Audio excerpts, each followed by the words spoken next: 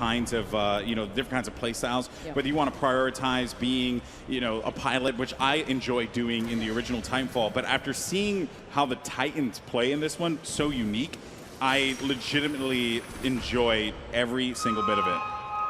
And it did seem as though Jericho there going on the early punish, already finding a couple of the opening kind of kills here at this point. Looking to do some more damage though, already off the back.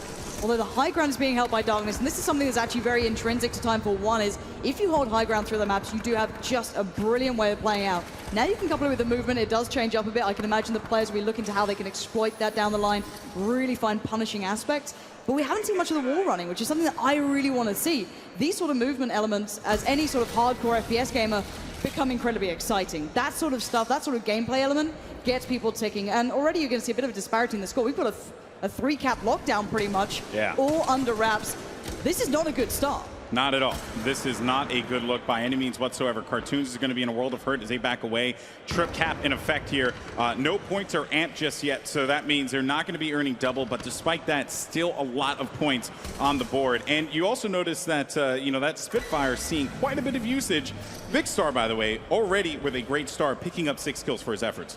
Yeah, and I was always a huge fan of going on the flank, trying to play for those back caps, basically working your way around the map. It is, it's viable, but you have to hope that your teammates are locking things down, and I'm hoping to see a couple of players going for that, finding their own routes around this map. A bit of a detonate there to buy some time for the reload. Again, the player's already picking up on factors that it takes a lot of people normally to pick up on, but Cartoons is on the receiving end of a lot of pain here, but actually not going to get closed down on. Zed, however, is finding Darkness in the meantime, and a bit of a trade out as Vikkstar will avenge his fallen teammate and keep things at least pretty interesting. All right, and Darkness again just eating that nade as well. He has to be very careful as he finds Cartoons in front. That's an easy pick for him, as Cartoons was pretty weak there. Now another one, Ali A, easy pickings as well, pops up right behind him. Another one in the ravine. Now that's going to be Jericho. He's in a bad position, but despite that, though, it seems like someone else was actually throwing shots down at Darkness and made him have to back away. Yeah, the one thing with Darkness I'll say is maybe his aim's not the most pinnacle point of his play, but for me it's more his positioning. He finds these great positions to really work for his team and then also punish the teammate trying to push up to the point. And I don't know how long you think your legs are, but they're not that long. You're not going to get away with that, Darkness. However, again, let's take a look at this score because it is one-sided. Yeah, I mean, he tried to move in there for some sweet chin music, Shawn Michaels style. Didn't find it. So, we all make mistakes. Also, right now you're going to see, I believe this is Titanfall Legends, who is using the Kraber, which is a very, very powerful sniper rifle. I was actually watching Legion the other day. He was putting some clips together of some shots he was getting with the sniper. Pretty impressive stuff, what you can do with that gun. And I'm really looking forward to seeing what content people can create with it, because you can get some nasty shots. Ali A now is going to find Vikkstar, and that's going to be a solid pickup with the R201 as they hold A and C. But now the fight for C begins as all these players, Zed and Ali A, are going to push in and try and charge as much as they can, but that won't matter because X Factor is going to be there for a double with the grenade on Ali A and Zed.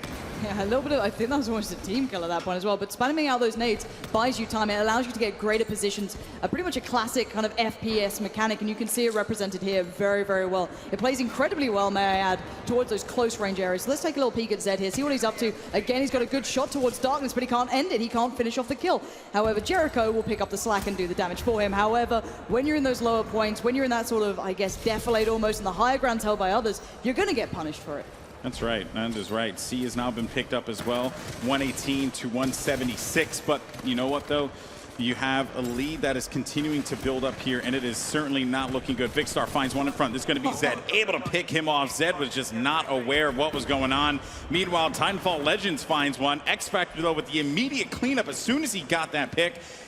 And now we're getting ready here as a trip cap is in effect. This is not looking good for Darkness, X Factor, and his crew. But let's also look at the percentage on getting those Titans into the battlefield. That can change everything at this point. We've seen it before. That B point becomes incredibly contested. You can flank around the back, and a bit of a spree already coming out. I'm actually quite surprised we haven't seen any Titans yet. Like, in the last game, at this point, around 5 minutes in, we had, I think, like our first Titan at the very least. Yep. But it seems like either the players are just prioritizing pilot play a little bit more and not opting to use the Titans until it's absolutely necessary. Also, keep in mind, too, and there you go. So if you're the losing team, you kind of want to bust out the Titans because it can give you a little bit more presence, right, on the field. Of course, if you are on the other team, right, you want to save those for the absolute imperative moment. So perhaps that's what's going on. Swifter, try again, buddy, as Vikkstar just absolutely decimates him with that splitter rifle, my moves in God. with the cannon as well. He just stood no chance there. That was nasty. Yeah, I love anything like that. Almost like a railgun coming through. No chance of escape. A lovely way to finish off that initial damage. But let's see where we're going to go. It's Speedy actually coming up here again. Very close to getting his... No. Oh, no, Speedy! No, bad timing. Bad timing. Why did we switch? That was an epic fail. Oh, man. Just going too fast, you know? Got to go fast in these situations when you need Speedy. Speedy was just the memes. moving too fast, man. He was moving too fast. Funny moments. Oh, man. By the way, the weapon that you saw Ion use, that particular Titan, was actually called the laser shot. It's shoulder-mounted laser. Can just zap pilots in the air. Very effective weapon, as you saw. So expect to see more of that. And I'm expecting to see a lot of players take advantage of the laser shot in the technical test. Now over to X Factor here as they contain points B and C, but both of them are being challenged here. Jericho now, there's no idea what's going on, losing half of his HP, and there's an Ion battle here. So he's going to try and see if he can soak out as many shots as he possibly can. Meanwhile, Zed is going to be rodeoing on top of X Factor. X Factor needs to figure out what he wants to do as he has about half health remaining. Here comes Zed again, who gets right back on top, throws down a grenade. This could very well be curtains for X Factor if he's not careful. But despite that, though, Vicstar's Titan is actually going to get the pick, not Vicstar himself. Yeah, currently we have 2 Titans on the battlefield coming in for these guys, which is a lot. Now 3 against the other 2. You can see it there on the UI. You can see what you're up against at this point. And this is going to become Titan-on-Titan action. This is where you're going to see that heavy throwdown between these guys. The points become a little more ground out. You can't just quickly pick up these. It does become tougher. And I think Zed, actually, off the back of what he was achieving before, now has his Titan too. Yeah, it's a 3v2 as far as Titans are concerned.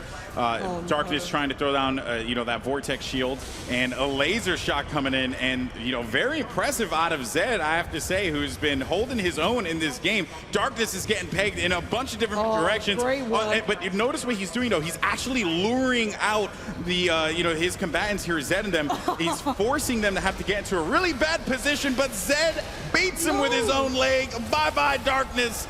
That is it, and you can see the look of disappointment on his face. He's like, I can't believe that just happened to me.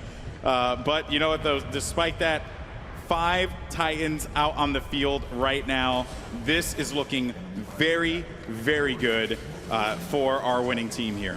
Yeah, it's looking terrifying for the other side. You feel so cornered, so trapped here. There's certain ways to approach it, but with so many players in this one, we're seeing really diligent play actually from some of these Titans. They are not going down without a fight, and I love watching that sort of thing. Sniper Wolf actually doesn't have their Titan out at the moment, and that's the only player who doesn't on this side of this team. So again, still providing that kind of pilot cover coming out, and the points are closing out towards the end here.